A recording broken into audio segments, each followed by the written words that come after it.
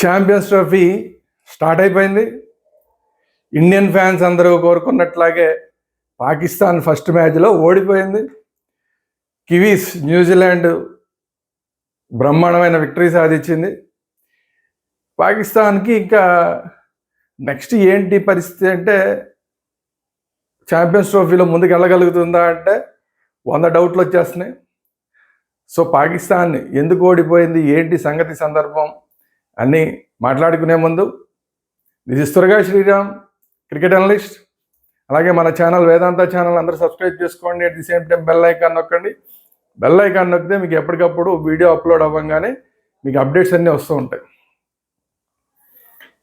వేదాంత ఛానల్లో క్రికెట్ రివ్యూలు మాత్రమే కాకుండా సినిమా రివ్యూలు, లేదంటే జనరల్ ఐటమ్స్, పొలిటికల్ ఐటమ్స్ అన్నీ వస్తూ ఉంటాయి.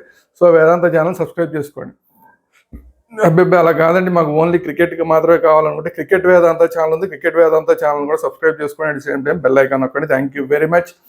ఇక అసలు విషయం వీడియోలోకి వస్తే, పాకిస్తాన్ కెప్టెన్ రిజ్వాన్ టాస్ గెలిచి బౌలింగ్ తీసుకున్నాడు. అప్పటిదాకా పిచ్ రిపోర్ట్ చూసిన వాళ్ళందరూ కూడా, ఎవరు పిచ్ రిపోర్ట్ చెప్పినా కూడా ఎవరు టాస్ గెలిస్తే వాళ్ళు ఖచ్చితంగా బ్యాటింగ్ తీసుకుంటారు, ఎందుకంటే బాల్ బ్యాట్ మీదకి బౌన్స్ అయి వస్తుంది అని చెప్పారు. కానీ విచిత్రంగా మరి రిజ్వాన్ ఏమనుకున్నాడో కానీ ముందు తను బౌలింగ్ తీసుకున్నాడు. బౌలింగ్ తీసుకుని కట్టడి చేయొచ్చు, మనకి ఫ్రెష్గా బౌలింగ్ వేస్తే కనుక, ఎందుకంటే నెక్స్ట్ మళ్ళీ డ్యూ ఎఫెక్ట్ వస్తే కనుక అది అడ్వాంటేజ్ తీసుకుని మనం చేజింగ్ ఈజీగా చేయొచ్చు, వీళ్ళు బౌలింగ్ సరిగా వేయలేరు అని అనుకున్నాడు. మరి ఏంటో తెలియదు, బహుశా అదే ఉద్దేశంతో తీసుకున్నట్టాడు. కానీ అది బూమరాంగ్ అయింది. స్టార్టింగ్లో చూస్తే డెసిషన్ కరెక్టేనేమో అనిపించింది చాలామందికి, ఎందుకంటే వరుసగా 3 వికెట్లు, రెగ్యులర్ ఇంటర్వల్స్ 3 వికెట్లు పడిపోయినాయి. సుమారు 70 దగ్గరికి వచ్చేసరికి, 73 దగ్గరికి వచ్చేసరికి 3 వికెట్లు. డేవిడ్ కాన్వాయ్ని 10కి అవుట్ చేయగలిగారు. తర్వాత విలియమ్సన్ని 1కి అవుట్ చేయగలిగారు. అలాగే మిచెల్ వచ్చేసరికి మిచెల్ని కూడా ఒక 10 రన్స్కి అవుట్ చేయగలిగారు.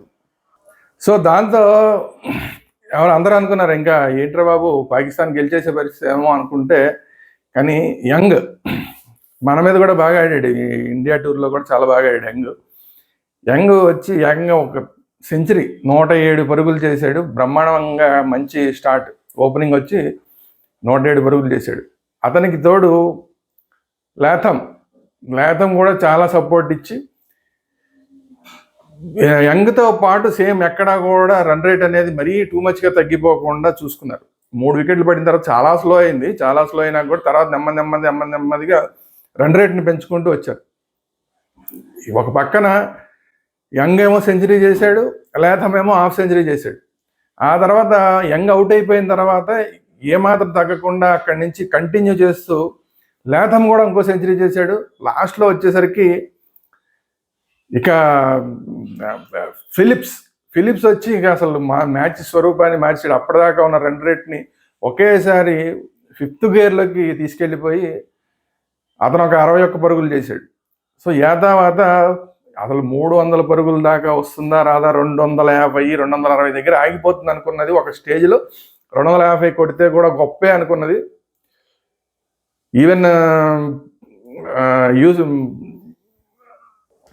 ఒక స్టేజ్లో వకార్ యూనిస్ అసలు మాట్లాడుతూ కామెంటరీలో 250 చేస్తే కూడా గొప్ప, 300 చేస్తే మాత్రం ఇంకా కష్టం పాకిస్తాన్కి అని చెప్పాడు.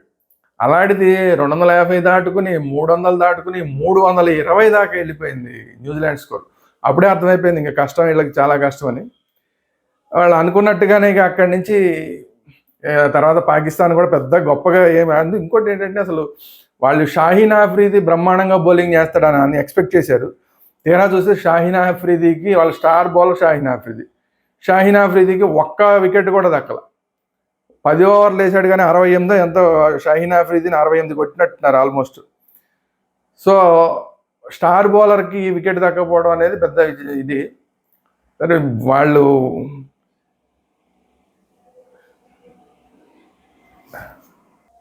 సో షాహీన్ ఆఫ్రిదిని 1 వికెట్ కూడా దక్కకపోగా 68 రన్స్ చేసి కొట్టారు.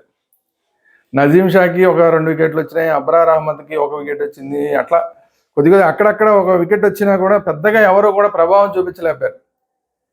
కానీ మీకు ఇంకో రవూఫ్, హారిస్ రవూఫ్ ఉన్నాడు. హారిస్ రవూఫ్కి 2 వికెట్లు వచ్చినా కూడా దాదాపు 80 పరుగులు కొట్టారు హారిస్ రవూఫ్ని అయితే. సో వాళ్ళు ఏదైతే వాళ్ళ బలం అనుకున్నారో ఆ బలం వాళ్ళకి వర్కౌట్ అవ్వాలి. ఫేస్ బౌలింగే మా బలం అనుకున్నారో ఆ ఫేస్ బౌలింగ్ సరిగా వర్కౌట్ అవ్వాలి. హారిస్ రవూఫ్ వికెట్లు వచ్చినా కూడా 2 వికెట్లు వచ్చినా కూడా 80 పరుగులు కొట్టారు.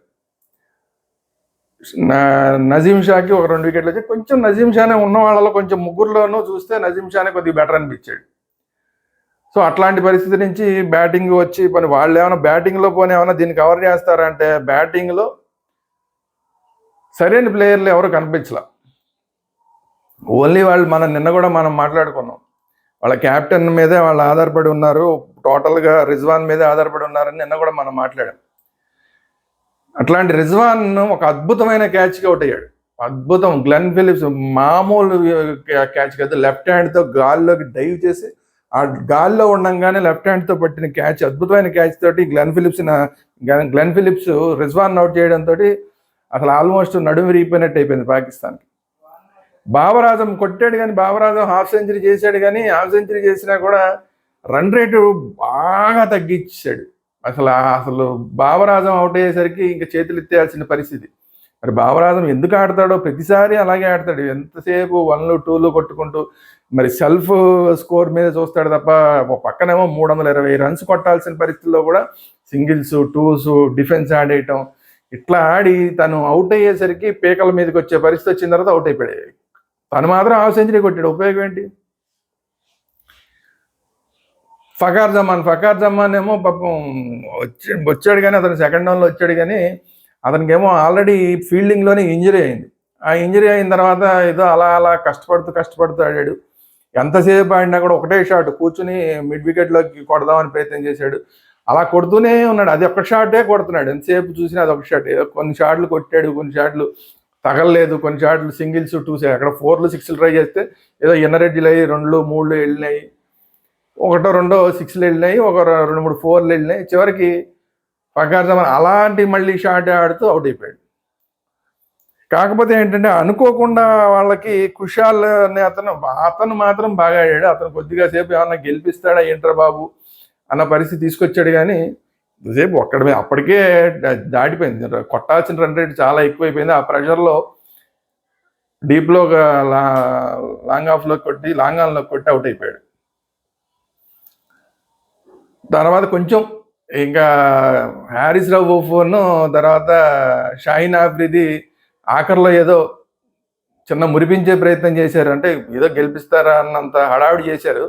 2 3 4లు కొట్టి కొంచెం 2 6లు కొట్టి హడావిడి చేశారు, కానీ వాళ్ళ వల్ల కాల. ఎందుకంటే అప్పటికే కొట్టవలసిన స్కోర్ చాలా రన్ రేట్ బాగా ఎక్కువైపోయింది, రిక్వైర్డ్ రన్ రేట్ చాలా ఎక్కువ ఉంది. ఎంతని కొడతారు? సో చివరికి 240 దగ్గర వీళ్ళ ఇన్నింగ్స్ 260 దగ్గర ఇన్నింగ్స్ కంప్లీట్ అయిపోయింది. ఇదొక 40, అదొక 60 రన్స్ తేడాతోటి ఓడిపోయారు. సో ఆ తర్వాత ఏంటంటే డ్యూ వస్తుంది అనుకున్నాడు, డ్యూ రాలేదు. ఇంతకీ విషయం ఏంటంటే రిజ్వాన్ డ్యూ వస్తుంది అనుకున్నాడు కానీ డ్యూ రాలేదు. దాంతో వాళ్ళ ఇన్నింగ్స్ ప్రశాంతంగా ఆడారు, బౌలింగ్ కూడా చాలా ప్రశాంతంగా, డ్యూ లేకపోవడంతో చాలా ఈజీగా వేసుకుంటూ వెళ్ళిపోయారు. రెగ్యులర్ ఇంటర్వల్స్లో పాకిస్తాన్ వికెట్లన్నీ పడుతూ వచ్చినాయి. సో దానివల్ల ఇక పాకిస్తాన్ ఈ మ్యాచ్ పాకిస్తాన్ ఓడిపోవడం అంటే పాకిస్తాన్ మీద విపరీతంగా ప్రెషర్ పెరిగిపోతుంది. ఈ మ్యాచ్ ఓడిపోయారు, నెక్స్ట్ ఆడేది ఇండియా మీద ఆడతారు. ఇండియా మీద ఆడితే ఎలా ఉంటుందో తెలుసు, అది కూడా దుబాయ్లో ఆడతారు. దుబాయ్లో ఇప్పటిదాకా మనం 6 మ్యాచ్లు ఆడితే 5 మ్యాచ్లు గెలిచాం, ఏదో ఒక మ్యాచ్ టై అయినట్టుంది, ఒకటి కూడా ఓడిపోయిన చరిత్ర లేదు దుబాయ్లో. సో ఇప్పుడు అలాంటి స్టేడియంలో ఇప్పుడు ఆడుతున్నాము, మన మీద వాళ్ళు ఎంతవరకు నెగ్గురాగలో తెలియదు.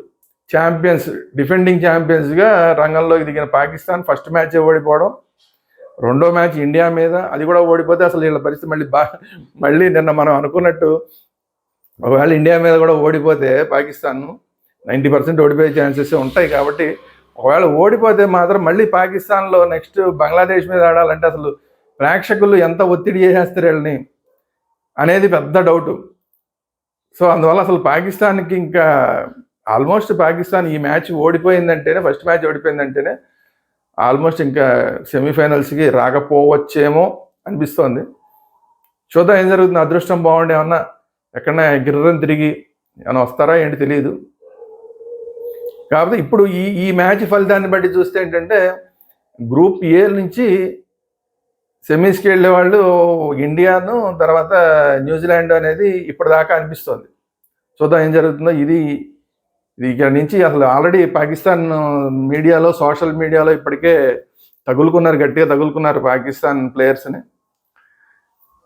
ఈ ఒత్తిడిని తట్టుకుని మిగతా మ్యాచ్లు ఎలా ఆడతారో పాకిస్తాన్ ఏంటనేది చూడాలి. ఇది ఈరోజు వీడియో. ఈ వీడియో నచ్చినట్టయితే లైక్ చేయండి, మీ అభిప్రాయాలు అనేది కామెంట్ చేయండి. అట్ ది సేమ్ టైం ఈ వీడియోని అందరికీ షేర్ చేయండి. Thank you very much. జై హింద్.